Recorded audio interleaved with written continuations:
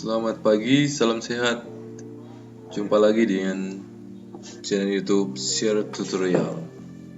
Pada kesempatan kali ini, saya akan berbagi tentang rincian belanja subkegiatan yang merupakan output dari aplikasi SIPD.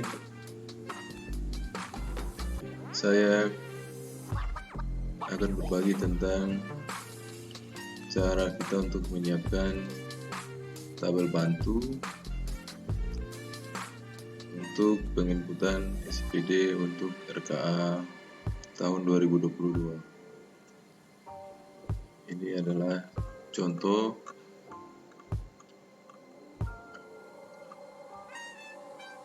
ini output dari aplikasi SIPD.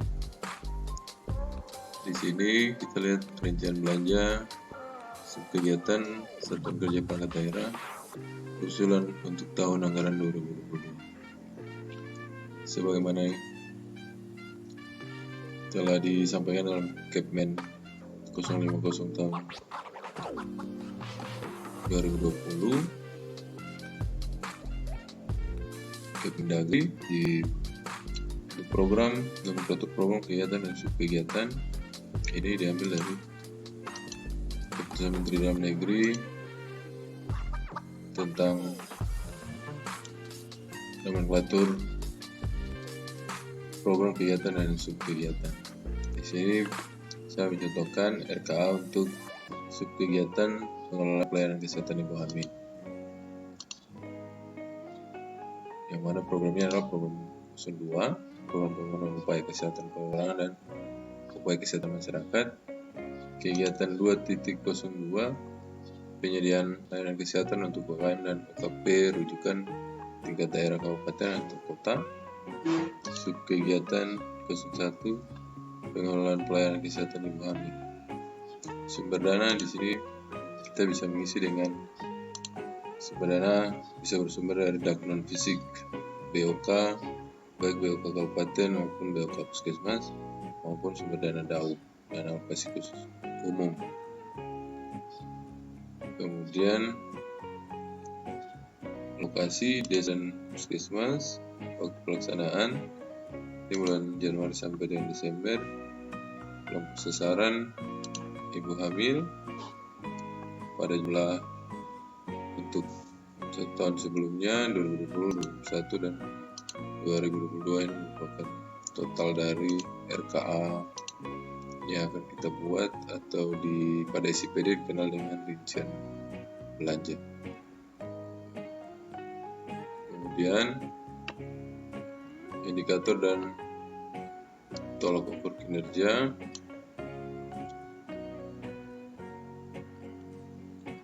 Indikator masukan ini bisa kita isi dengan dana yang dibutuhkan, target kinerjanya, nilai total dari RKA ini, kemudian keluaran, karena ini akan dilakukan monitoring terhadap ibu hamil maupun ibu salin. Di sini bisa diisi jumlah perjalanan monitoring ibu salin, ibu hamil, kemudian jumlah alat tulis kantor, barang cetak atau pengadaan dengan contoh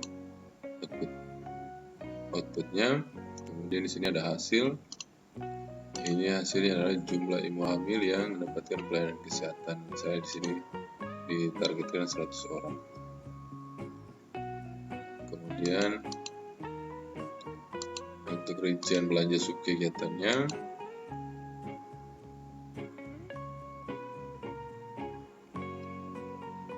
pada kode rekening format ini mungkin agak berbeda dengan RKA pada Simda. Di sini kolomnya adalah kode rekening, uraian, kemudian pada rincian perhitungan itu terdiri dari koefisien, satuan harga, dan PPN atau pajak. Koefisien ini biasa di RKA Simda itu kita isi dengan volume, satuan harga satuan. Tapi yang pada ICPD di sini koefisien, satuan, dan harga, dan PPN, kemudian ada jumlah. Misalnya di sini kita isi untuk kode rekening belanja alat atau bahan untuk kegiatan kantor, alat tulis kantor, untuk ATK.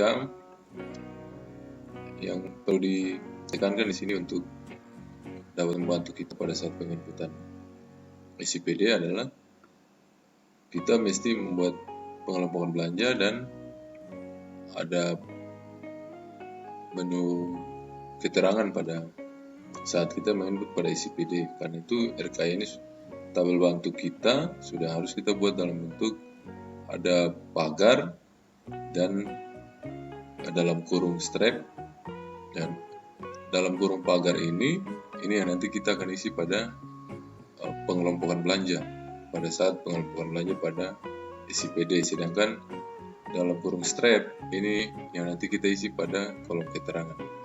Karena ini bawa kabupaten, kita buat untuk ATK ini bisa saja terdiri dari bawa kabupaten, bawa puskesmas, maupun bisa juga dana DAU. Kemudian di bawah pengelompokan belanja bawa kabupaten, ya karena ini cuma dalam tulis kantor, maka kita buat kolom keterangannya nanti kita isi alat tulis kantor untuk bawa kabupaten ini, dan bisa kita isi tinta ketrik, kertas ketrik hitam dengan koefisien, satuan, dan harga satuan. Untuk harga satuan ini kita pedomani dari peraturan Bupati tentang standar satuan harga. Kemudian di sini ada ini untuk contoh, misalnya kalau pada puskesmas kita, untuk box puskesmas di Daknun Fisik kan misalnya pada satu kabupaten terdiri dari lebih dari satu puskesmas. Di sini saya contohkan ada 2. Nah, maka pengelompokan belanja yang kita buat nanti pada ICPD itu kita buat di sini box puskesmas dalam kurung Daknun Fisik, namun tetap nanti akan dibagi yang untuk dalam kurung strapnya ini untuk kita isi dalam kolom keterangan itu kita isi nama per puskesmas. Jadi puskesmas misalnya puskesmas Mawar di sini, kemudian puskesmas Melati. Nah, nanti pada saat penginputan ICPD kita akan langsung input sesuai dengan ini pengelompokan belanjanya 1 pada saat isi box puskesmas, kemudian keterangannya tinggal kita ganti-ganti. Nanti kita input dulu untuk puskesmas Mawar, kemudian puskesmas Melati dengan pengelompokan belanja yang sama. Kemudian untuk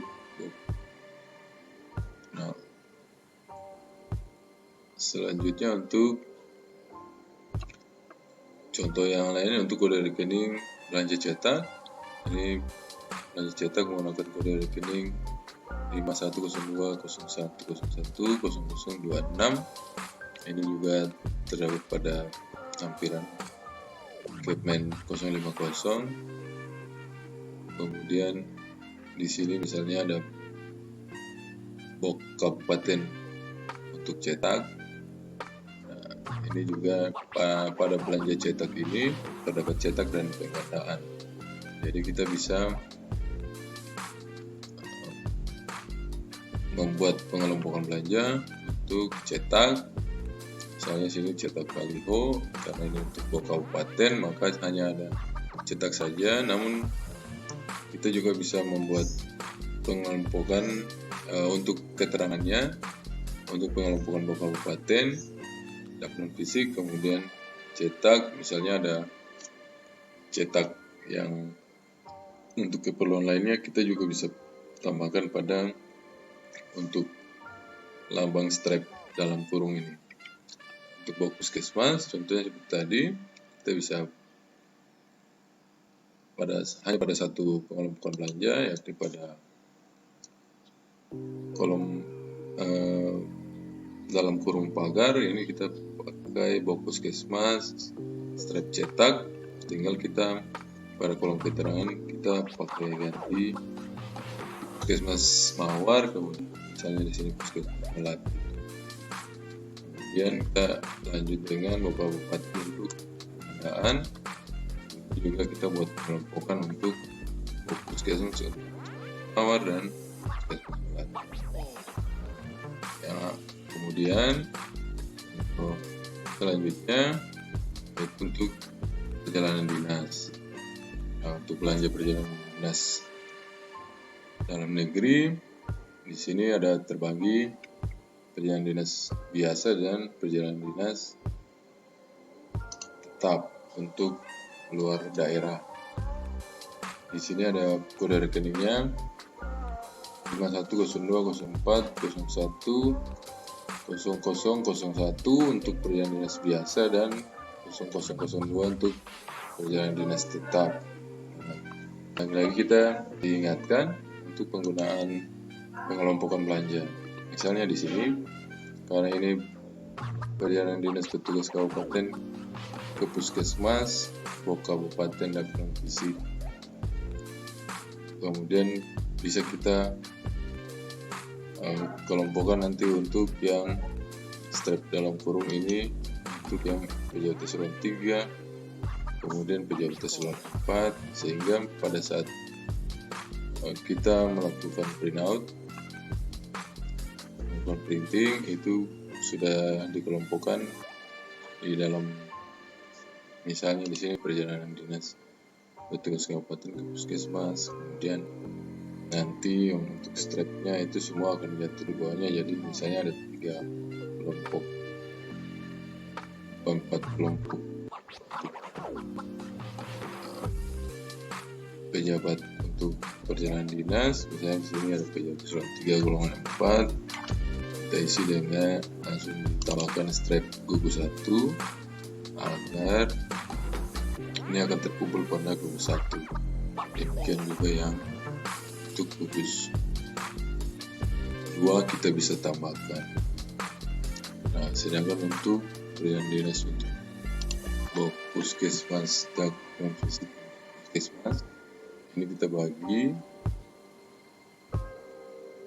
Nah, di sini misalnya ada transport dari puskesmas desa A, 5 orang per kegiatan, misalnya transportnya 3 juta, kemudian puskesmas mawat di desa B 3 juta, uang hariannya misalnya pada standar biaya itu, standar harga itu 150.000 per orang per hari. Kemudian perjalanan dinas tetap. Jadi yang penting bagi kita adalah kita harus bisa membuat mengelompokkan belanja dengan baik, sehingga saat kita melakukan print semua kelompokan ini akan disusun secara rapi sehingga tidak akan pada saat penginputan SPG dan pada saat anggaran kita sementara berjalan dan dapat dipergunakan dengan baik. Demikian video kali ini, semoga bermanfaat bagi kita. Selamat pagi dan salam